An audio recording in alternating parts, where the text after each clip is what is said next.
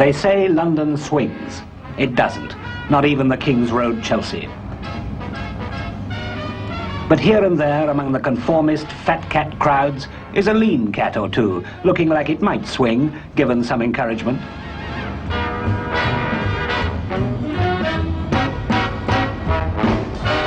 And in among the chain stores and supermarkets is here and there a shop that may have something all its own to say, to the character who can send up the mass production car, to people who can put living before a living.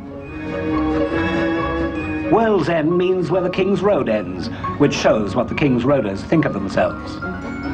Granny Takes a Trip, the shop behind the face calls itself, and it's typical of the non-typical, conforming to the non-conformist image of the inn, what they used to call way out, and before that with it, and before that groovy, and before that hep, and what Granny herself would have called the very latest thing, my dear.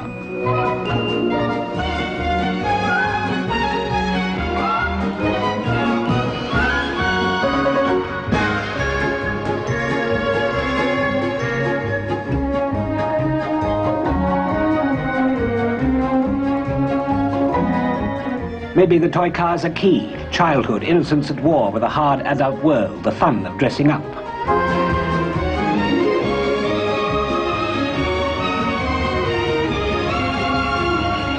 Hung on you, meaning both we sell clothes and we love you, which is good shopkeeping in any language. And the lollipop says what the toy car said. It's all another tiny coloured womb, warm and gentle, in its way an escape from the H-bomb, television, and other horrors of the workaday world.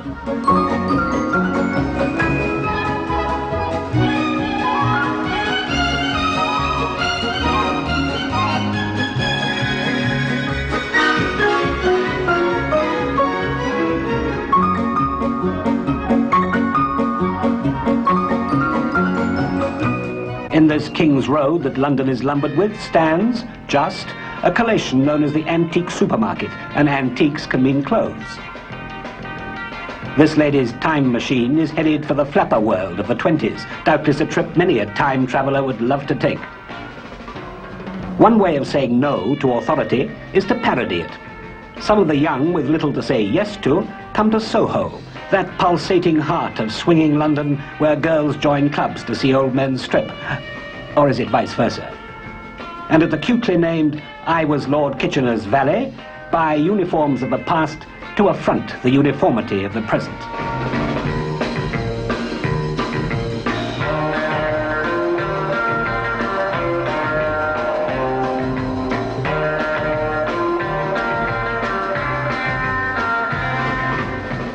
A street called Carnaby attracts those tourists who delight in the relics of Britain's past, Stonehenge, Brighton Pier, the House of Lords, but some natives are still seen, albeit heavily cloaked.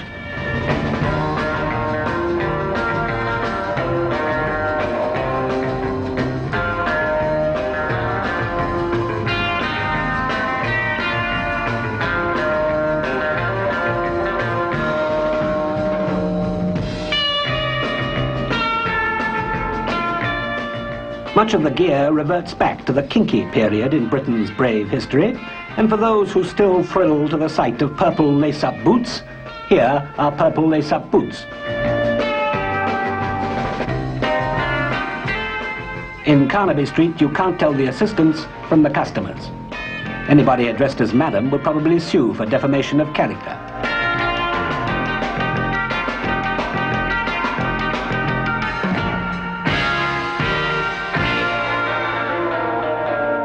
John Stephen, these are his shops, is the uncrowned king of Carnaby Street. Many of his business rivals would dearly like to see him crowned.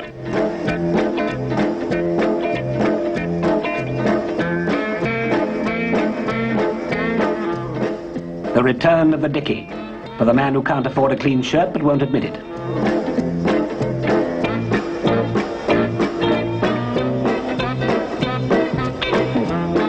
Op-art spats, ideal camouflage for the larger foot.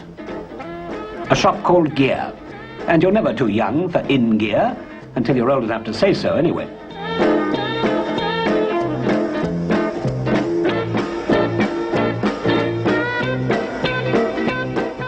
Meanwhile, back at the ranch, countdown King's Road, the tills click merrily on. For all the strangeness, these are clothes to be worn, to be bought and sold. These soft, music-loud caverns of the avant-garde can be misleading, for they are the work cells of revolution. Once upon a time, just a year or two ago to be precise, fashion originated in the haute couture salons of Paris, then spread downwards through society in ever-cheapening copies with one predominant theme. Shops such as this would have interpreted the mode, but no more.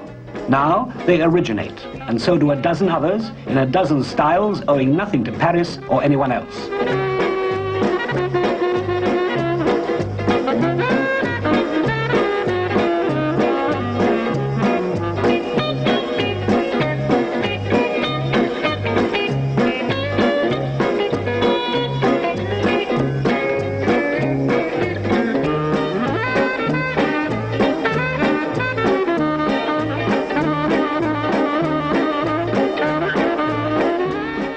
So it is that the inn scene of London is one big fancy dress ball.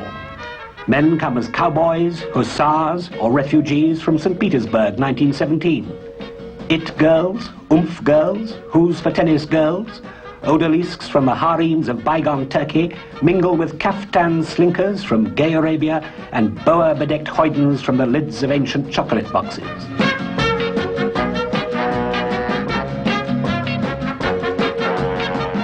A super charade of happy happenings, though it might be fun if some designer somewhere thought something up entirely new.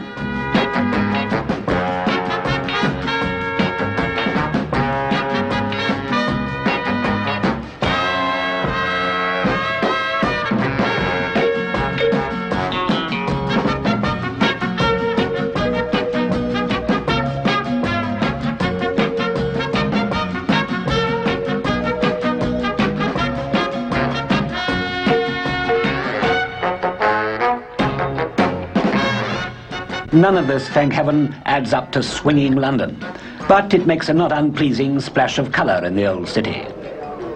What gear the cats are wearing is one story, where they wear it is another.